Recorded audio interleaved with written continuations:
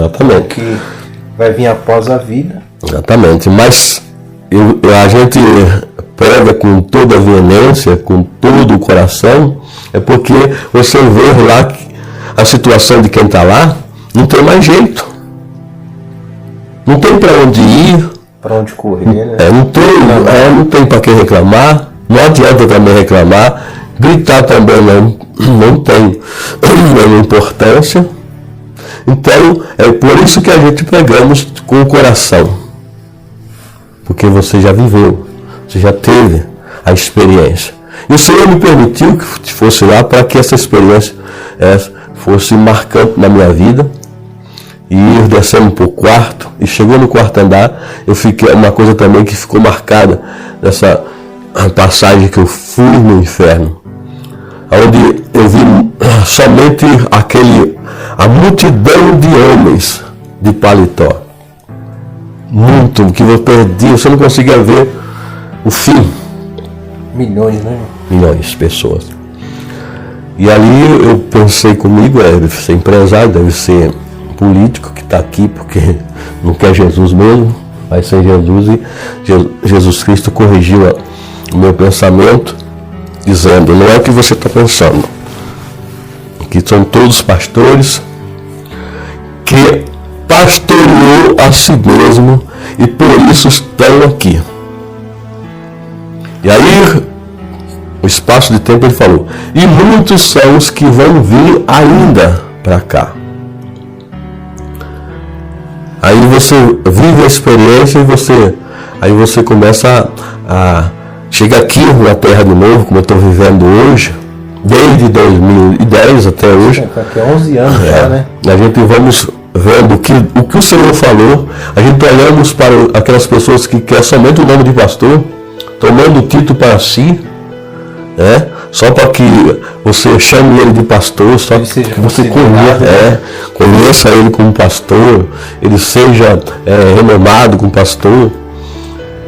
Aí eu fico olhando o que Jesus falou. E essas pessoas, ela não retorna mais. Ela não vem para a humildade, para a simplicidade, não vem para a convenção. Ela toma isso como exaltação. Cauterizou a mente. Não vem mais o arrependimento. Porque pastoreado é chamado. Pastoreado é chamado. Se você não tem chamado, não vai não. Porque você vai pegar uma responsabilidade que você não vai dar conta.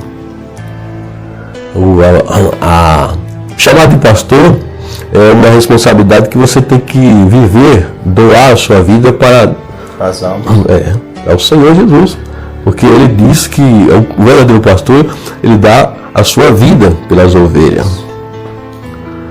Então eu vi aquilo lá e eu tenho uma profunda tristeza. Quando eu vejo o ser humano se condenando, tomando a condenação para si. Não vendo a responsabilidade. A obra de Deus é responsabilidade. E tem, né? Todo mundo tem seu espaço. Todo mundo tem seu chamado, né? Sua responsabilidade. Agora, no ministério. Nós temos que observar que quem é chamado para ministério, ele é escolhido. Não é o homem que promove. Não é o homem que te dá o nome, o título, o cargo, né? É Deus. Não é o homem que dá o aval para você vir exercer o ministério. Deus tem um chamado na sua vida. E quando isso acontece, você não tem para onde fugir. Você tem que exercer. E quando é chamado, você te dispõe e todos os propósitos, todos os encargos, você consegue desenrolar. Porque Deus dá a condição, né? Condição. Pelo chamado, pela exatamente. E você foi ele mesmo que colocou, né? Exatamente. A responsabilidade. Então, eu vi isso lá. Eu vi no quinto, descemos, o que mais para a gente, se for contar detalhadamente, nós vamos aí para 2, 3 horas. Mas eu vi no quinto, descendo, a mesa da reunião do diabo. Ele tem, as pessoas pensam que o diabo é somente um nome, é somente algo figurativo ali, e não tem um conhecimento. Você tem que conhecer o diabo e a artimanha dele, para você conseguir combater. Como é que você vai combater o adversário se você não tem o conhecimento dele? Tem pessoas aí que dizem que servem a Deus, que não falam nem o nome do diabo porque tem medo. Você tem medo do diabo? As pernas, se falar o diabo está tremendo. Se falar também não dorme à noite. E aí, o diabo, uma mesa muito grande, toda preta, e ele lá na cabeceira, e ele fazendo a reunião dele com os ministros dele, porque o diabo, ele governa, comparando assim como um governo. E tem pessoas que acham que o diabo é desorganizado, né, irmão? Esse que pensa. Que é desorganizado. Desorganizado é ele que está pensando que é assim. Mas o diabo, ele é muito organizado e ele não, naquilo que ele faz, ele não falha. E também ele estava cobrando daqueles que ele exaltou, colocou ele naquela posição, cobrando deles resultado, daqueles ministros dele. Ou seja, investiu algo e ele estava cobrando resposta que ele não dá beleza. Perdido, né? Ele não dá beleza. Ele fala, olha, você não está dando resultado. Eu vou castigar você. Eu vou colocar você no castigo. E falando com toda a autoridade, e todos ali, os demônios, todos obedecendo a ele. Então, as pessoas pensam que o diabo é algo que eles imaginam que somente uma figura, algo que não incomoda. O diabo, ele é o príncipe desse século. Diz a Bíblia. Então Deus permitiu que ele organizasse tudo aqui que é material. Eu sempre falo, o diabo, ele, para executar sua obra, ele não vai vir pessoalmente. Dificilmente, é casual, eu já tive uma experiência que ele veio. Mas na sua obra, aqui na Terra, geral, ele usa demônio, mas o demônio tem que entrar em alguém para operar o que ele quer. No caso, homicídio, suicídio, estupro, esquartejamento, enforcamento. Tudo que você imaginar. E quem é que ele vai usar? As pessoas que estão fora de Cristo, que são a maioria, que é esmagadora. Então, o diabo estava bravo, cobrando daquele demônio que ele não estava fazendo aquilo que ele tinha determinado a fazer. O demônio do trânsito, você não está matando ninguém, não está fazendo ter acidentes fatais. E alguns falam, não, porque quando eu me aproximo, tem algum crente que serve homem de branco, que está orando, ergue a mão, e a gente tem que, o fogo vem, a gente tem que sair. Então cada um dando as suas... É por isso que também as estatísticas mostram que por dia morre um motoqueiro. Por minuto, na verdade, por dia, por minuto, morre um motoqueiro. Sim. As estatísticas mostram. E a gente que temos que, como obrigação, a gente ser participante do mundo espiritual, a gente sabe que essa é a missão. Isso é o demônio que está atuando. Então eu estive naquele lugar ali e vi o diabo fazendo a reunião e cobrando duramente desses ministros dele que eles tinham que dar resultado. Se não desse, eles iam ser punidos. Ia ser cobrado, né? No sexto, eu vi as pessoas, eu sou mais antigo, e conheci o rei do rock, Elvis Presley. E se você pesquisar, estudar um pouquinho sobre a vida do Elvis Presley nasceu no berço evangélico. E louvava na igreja, cantava. Era um talento que era desde muito novo, né? Inclusive até gravou naquele tempo compacto com 2 louvores. Mas quando chegou aos 17, 18 anos, sua adolescência, o diabo entrou na vida dele E colocou um propósito, um negócio muito alto. E ele abraçou e a fama veio. De uma forma estrondosa, né? Ele foi proclamado como o rei desse movimento, né? E quando foi quase no fim da sua carreira, ele começou a gravar música gospel, né? Sim. Hinos da harpa, né? Inclusive. Louvores. E as pessoas que não têm conhecimento, meus queridos, a gente temos que ter a visão espiritual aberta. Dizia que Elvis Presley estava voltando para Jesus, que Elvis Presley está retornando ao berço. E quando ele morreu em 77, aí todo mundo falou: Deus recolheu o seu servo.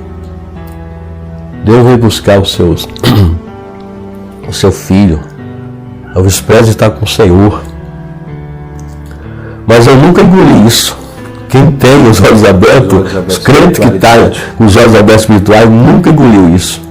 Sabe por quê? Eu também numa época, acho que faltando, segundo aí as informações, o Elvis Presley estava já se afundando aí nas drogas, estava já uma situação bem delicada, e Deus usou o evangelista Billy Graham para ir a um show dele lá nos camarins e pregar para ele, falar para ele, avisar para ele que Deus mandou dizer que é o tempo é agora de você retornar.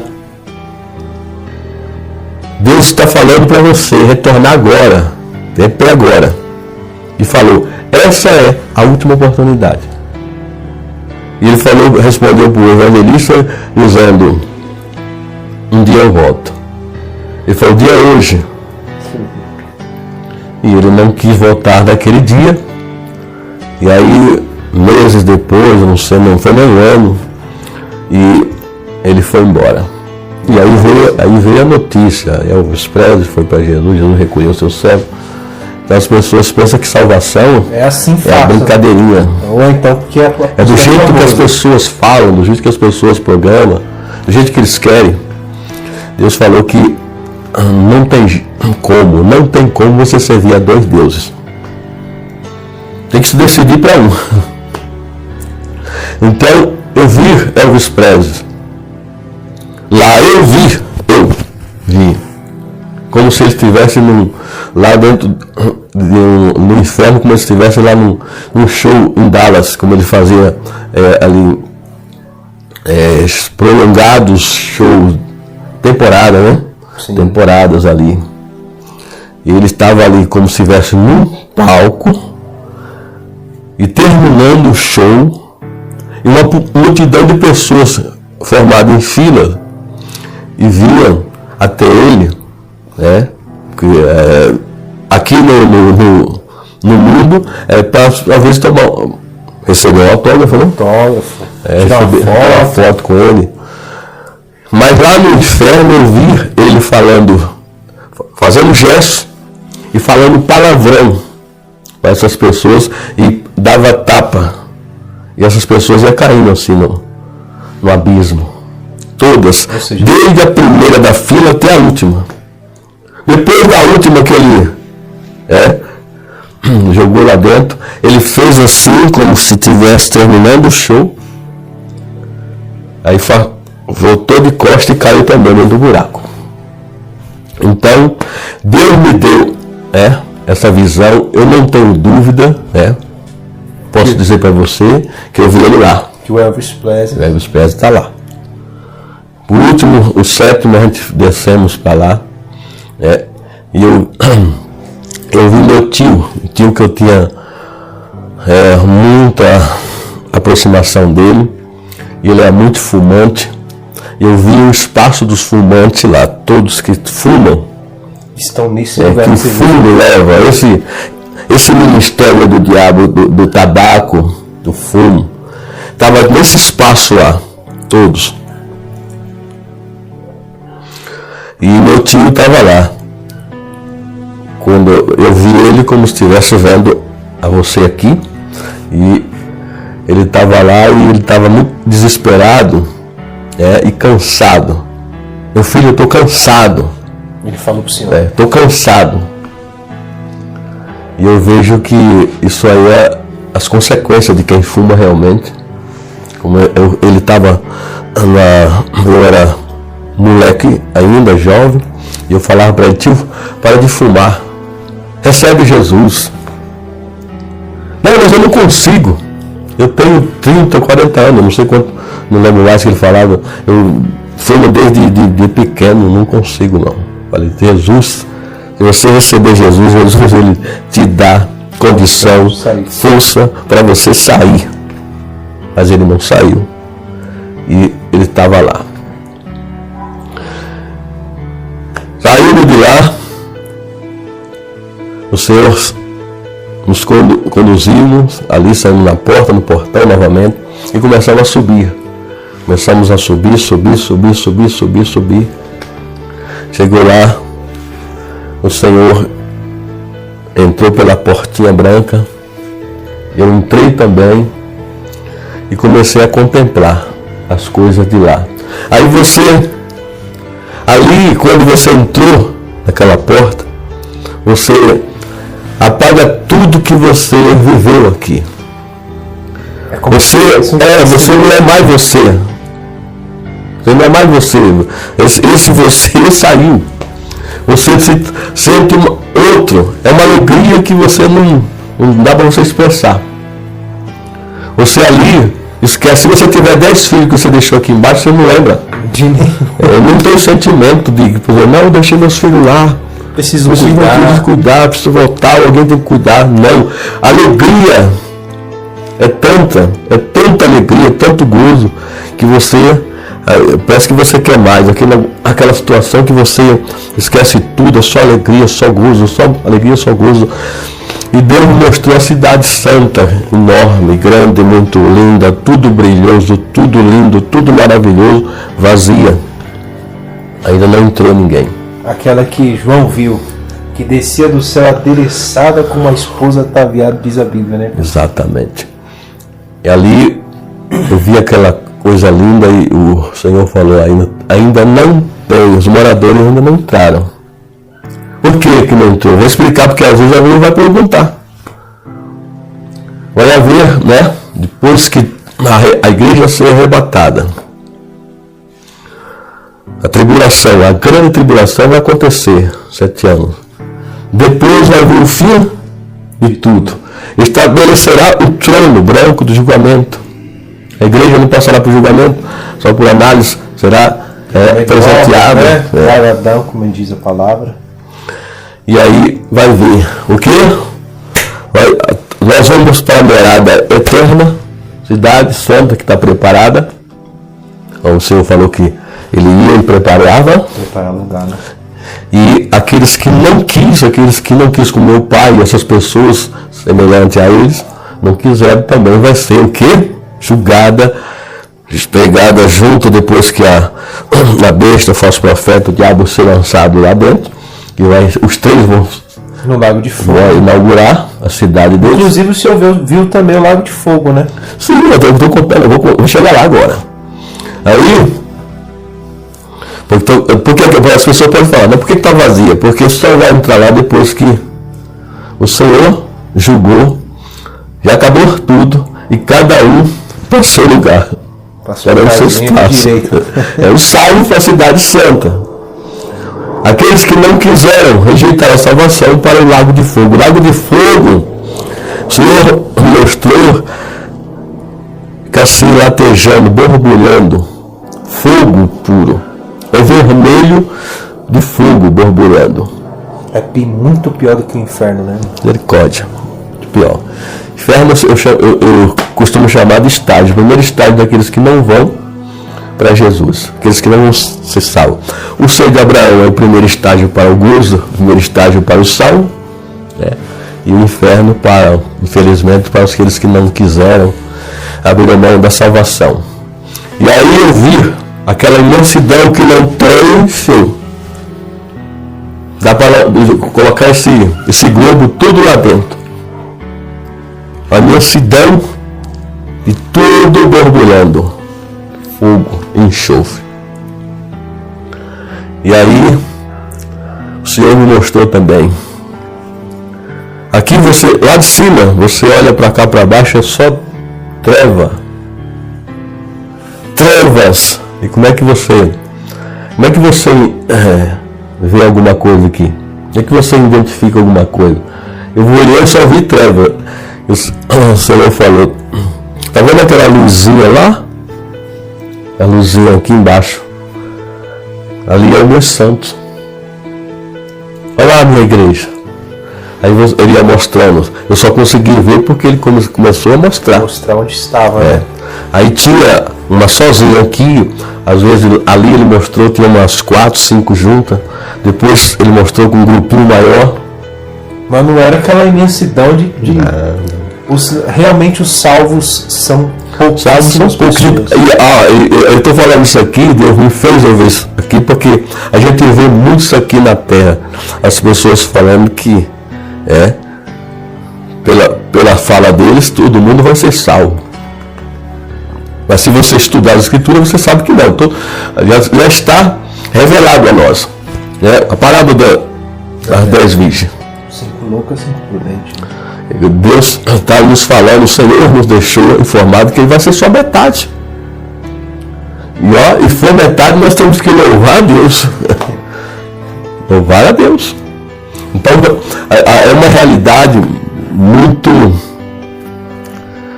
maravilhosa, linda, porque você sabe, você fica temente àquilo, você não tem dúvidas, você tem a certeza. E aí o Senhor começou a mostrar e eu vi, e falando, ali é a minha igreja, é o meu santos. E era muito pouco. Pelas pessoas que a gente vê aqui, a multidão de pessoas que a gente vê aqui, que se declara como evangélico. Você que está ouvindo, você que vai ouvir, ou está ouvindo esse testemunho. Se coloque, se lance cada vez mais em Cristo. Deixe, viu, todas as coisas pertencentes a esse mundo fora. Santifique a sua vida. Porque o que ele mostrou, Deus não se engana. Ele não se engana como o homem se engana de ver a multidão de pessoas gritando o nome dele e ele dizer que está salvo, que é salvo. Ele sabe quem é salvo, ele conhece quem é a igreja. De lá de cima, ele identifica quem é realmente a igreja, quem está qualificado como igreja, quem está separado como igreja. E eu posso falar para vocês que eu vi uma minoria. Não é a multidão, não é esses templos lotados.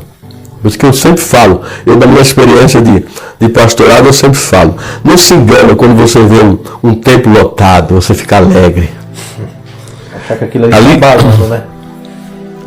Ali, o Senhor vai tirar alguns, se tirar alguns. Se tirar, né? Para vocês ficarem sabendo, meu querido, já dentro desse testemunho, para vocês ficarem sabendo, dentro do ministério, o Senhor praticamente tira quase ninguém. Tem ministério aí que o Senhor vai tirar poucas pessoas ou quase ninguém. Da condição. Porque tem ministério que Deus não vai tirar ninguém. Não vai tirar ninguém. Então, a nossa condição é santificação. Santificação, viu? E eu não penso que é somente no que você imagina aqui no espírito, não. É espiritual no corpo. Espiritual no corpo. E a nossa conversão, a nossa santificação começa por dentro. É de dentro para fora. Então, eu estava ali, o Senhor me mostrando, e chegando o fim, e eu estava ali já muito alegre, gozando de tudo. Imagina, a alegria. E aí o Senhor falou, você vai ter que descer. Aí é que é o ruim. Desespero maior, né? Aí começa a falar, não, aí você não quer vir de maneira nenhuma, você se debate ali para não voltar. Mas aí Deus fez assim, Desci para cá, eu sei que eu vim descendo, daqui a pouco eu entrei no corpo novamente. Isso foi 8 horas, viu? 8 horas. De experiência, né? Que eu fiquei morto lá. E fui aos lugares mais baixos da terra. Depois o Senhor me levou lá para me ver, para me contar, para me testificar de tudo isso. Inclusive, irmão, tem principalmente na internet, a gente vê muitos canais, pregadores, né, da internet dizer que não existe o inferno. Dizer que o inferno... Chegam a dizer que a palavra inferno, Hades, na Bíblia está traduzida totalmente errada. São pessoas que não têm nenhuma espiritualidade. Mas então, isso é falta de quê, Everson? E ouvintes, irmãos que estão ouvindo e vão ouvir, isso é falta de experiência com Deus. Isso é falta de aproximação de Deus. Isso também é estratégia do nosso adversário chamado diabo, de colocar isso na mente da pessoa, porque quanto mais você ignorar essa realidade é o que vai acontecer se a pessoa não se converter. E o diabo terá êxito. O diabo gosta, ele acha bom que as pessoas olhem dessa forma e também ele defina dessa maneira. Ele acha bom porque isso para ele é maravilha. É lucro, né? É. Então a gente temos, meu querido, que a gente o trabalho, o ministério que o Senhor determina aqui na terra, nós temos que aproximar cada vez mais do Senhor para a gente ter experiência dessa maneira e em uma escala maior ainda, se você buscar. Isso é bíblico porque Paulo buscou essa condição, o Senhor levou ele até o céu. Até o terceiro céu, né? João, o Senhor preservou ele aqui na terra, colocou em um lugar, né, que ninguém queria ir para lá, na ilha de Pátimo, aonde era um lugar que o imperador colocava aqueles criminosos terríveis lá para acabar, lá morrer lá sozinho. Esse foi o lugar que João estava. Mas para quê? Para que ele se desligasse de tudo que você imaginar daqui da terra, para estar santificado, preparado para depois Deus pegar ele e levar. Não é de qualquer jeito que alguém é arrebatado.